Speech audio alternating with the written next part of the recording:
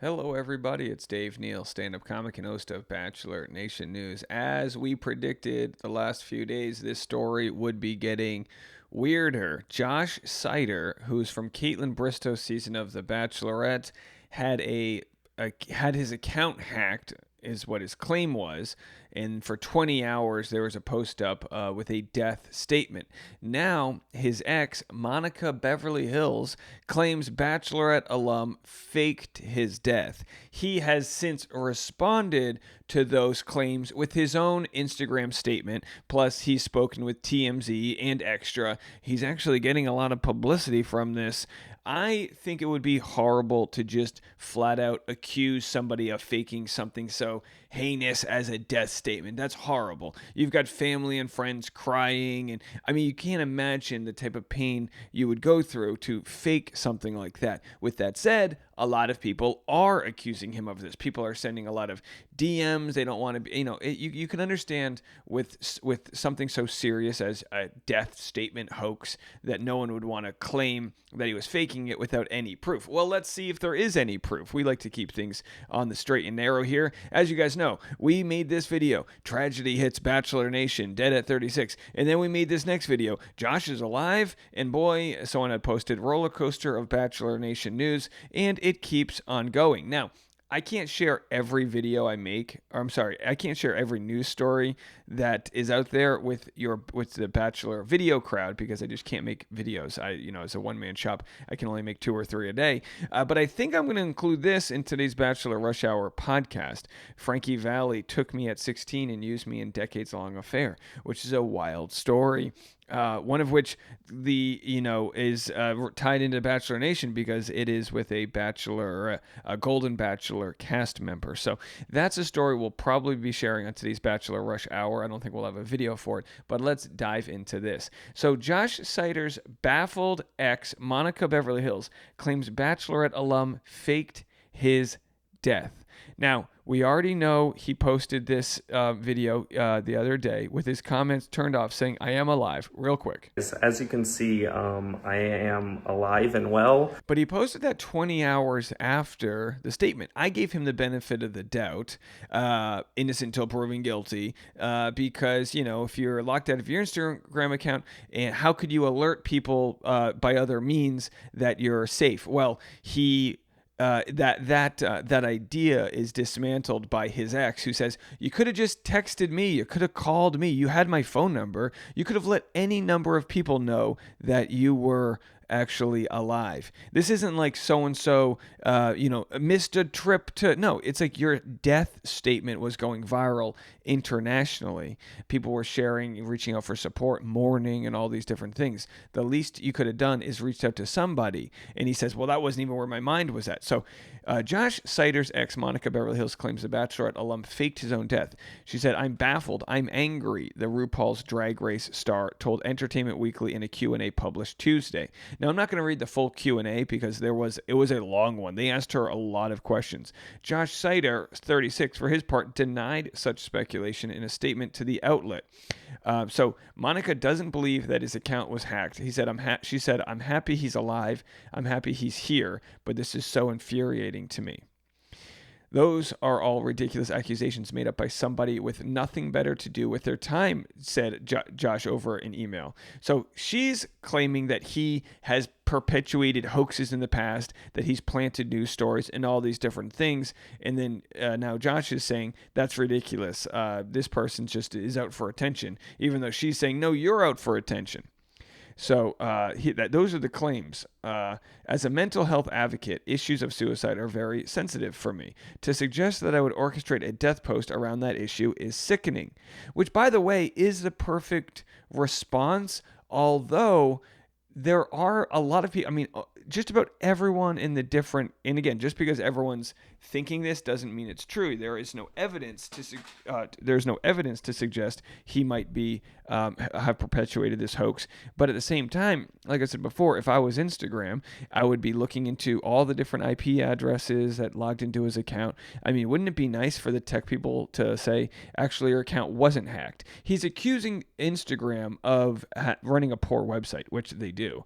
But if they wanted wanted to, they could probably look into it and say, no, you weren't hacked. Or if he was hacked, they could say, yes, this IP address and I don't know, New Brunswick hacked you and you did comment and try to get your account restored. But some people are saying it takes so long for them to get their account restored. So how was he able to restore it within 20 hours? Well, we did see Lil Tay, who is a far bigger celebrity, but we did see Lil Tay get their account hacked in one way or another and restored within a day or so.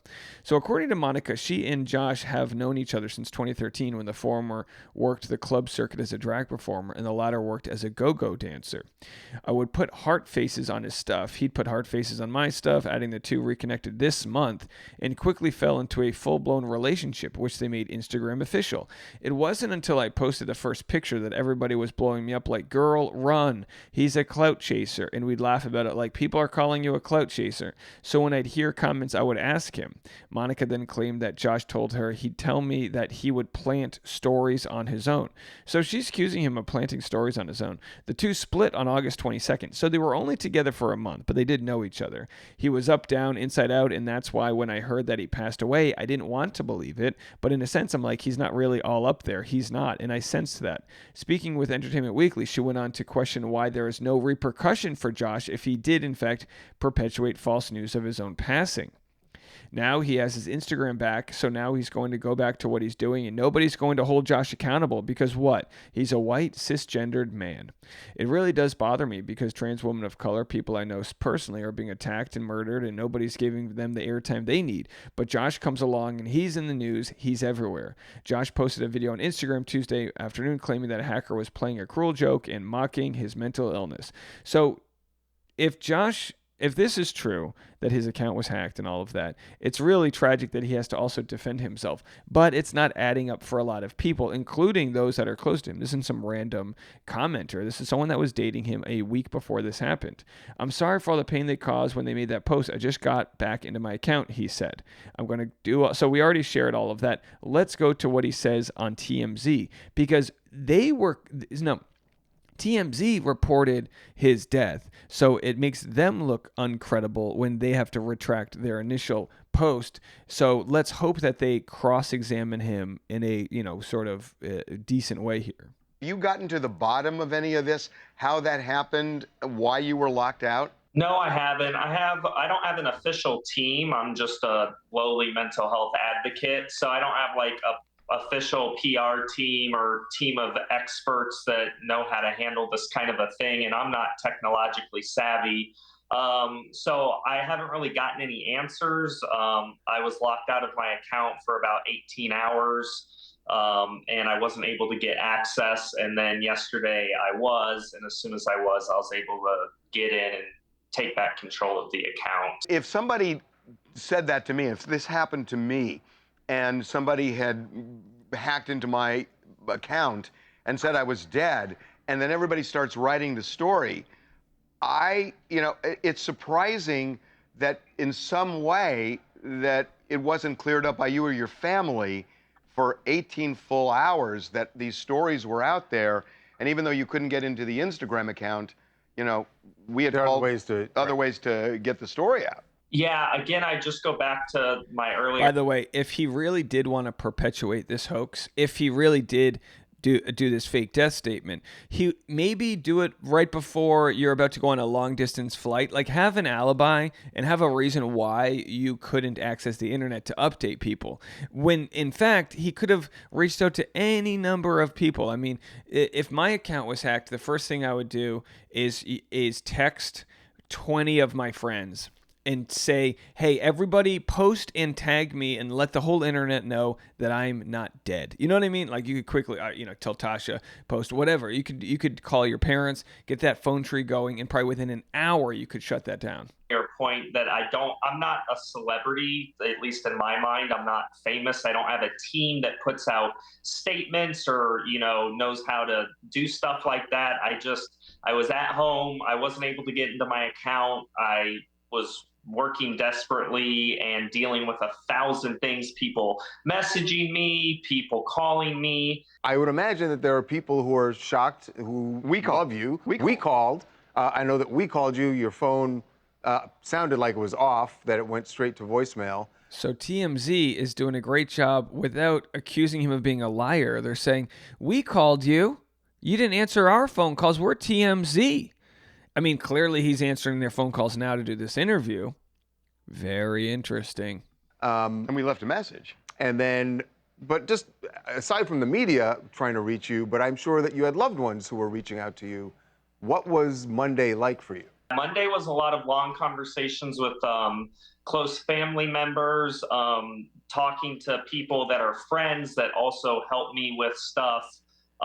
If I need assistance, trying to get their expertise as well as with a family member who's kind of well versed in computers and tech and all of that to try to get to the bottom of it. So my priority was getting back into my Instagram account, which I didn't know when that would happen, but working on that is my number one priority. And then dealing with the stress of it all, it was just overwhelming. And I know there's a lot of people that are Monday morning quarterbacking on what I should have done, how they would have handled it, but I don't think anyone knows how they would have handled something like that.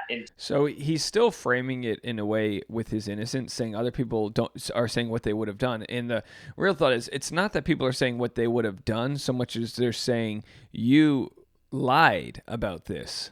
But without, like I said, without Instagram or any of the apps really exposing him, without any confession, I don't think anyone's gonna really get down to the truth here until it happens to them. And look, I'm not trying to dog you on this. It's just the puzzling part for us. I'll kind of let you in on our process here because I know we had left and we had called you. And you eventually called back yesterday, yeah. And by the way, TMZ is pretty good with their reports. They reported Kobe Bryant, his death way before other people. I mean, they don't get this wrong often. They got Lil Tay wrong and they got this wrong because these were Instagram statements. Who in the past has been hacked with an Instagram statement? That just doesn't happen often. We had also with a death statement. Also called some family members because we wanted to, confirm what we had seen. And they would not tell us that. And we were basically saying, look, there's a post saying he's dead. And they said, we're not going to comment on it, which was weird to us. Or just hung up. Or hung up. Right. Because it would be so easy for them to say, no, we talked to him. He's alive. It was a hacked account or something like that. Again, my family's fractured, so we're estranged. There's a lot of family dynamics and balkanization going on within the nuclear and extended family in my house, so I'm not sure who you... His family's balkanized, folks. ...tried contacting, but just because you guys called them doesn't mean that they were going to answer. So I make no apologies for it. I know I'm going to have haters and detractors that don't like how I handled it. I'm sorry. I'm not perfect. I guess I could have, done something besides getting on Instagram to try to prove that I was alive. But I haven't had experience with this, and I did the best I could. And I'm sorry for everyone that was hurt by this person. I'm a victim, and they're victims also. And it's sad that there was tributes going up. But I'm not to blame for that. I'm a victim too. So that's what I would say. All right. Sticking to it. And then he has this statement he made, of course, responding to the ex of his. And again, it's kind of hard to read here. There is someone out there giving a lot of interviews about me, claiming to be my ex. For the record, I hung out with him a total of 3 times my entire life. I'm sure they're a lovely person, but I just don't know them like that. As they say, attention attractions attention. And some people will do anything for a little bit of fame. Don't believe everything you read. Okay, but I mean, they did claim that they were Instagram official. He then says, I deserve the benefit of the doubt. In the last 2 days, I've received more death threats than I can count. This is ridiculous. Do better. I don't count did he receive death threats? I don't count people in your DMs saying kill yourself as a death threat or something like that. It's horrible. But credible death threats versus the internet death threats are literally 2 different things. I don't think he's receiving any credible death threats. I think people just see this story. It doesn't pass the sniff test. And people that feel like they got duped because they feel like they, had all these feelings of remorse and sadness and all that. And then they think, oh, he did this possibly to conjure up some sort of balkanized Instagram following. He says he's not a celebrity, but he's got 500,000 Instagram views. I like the idea of innocent till proven guilty. In the court of public opinion, though, it seems a lot of people aren't believing his story. You heard all the evidence right there. I'd love to know what you guys think. We'll be back. I'll be live on the Patreon at 10:30 a.m. this morning, and then Bachelor Rush Hour this afternoon.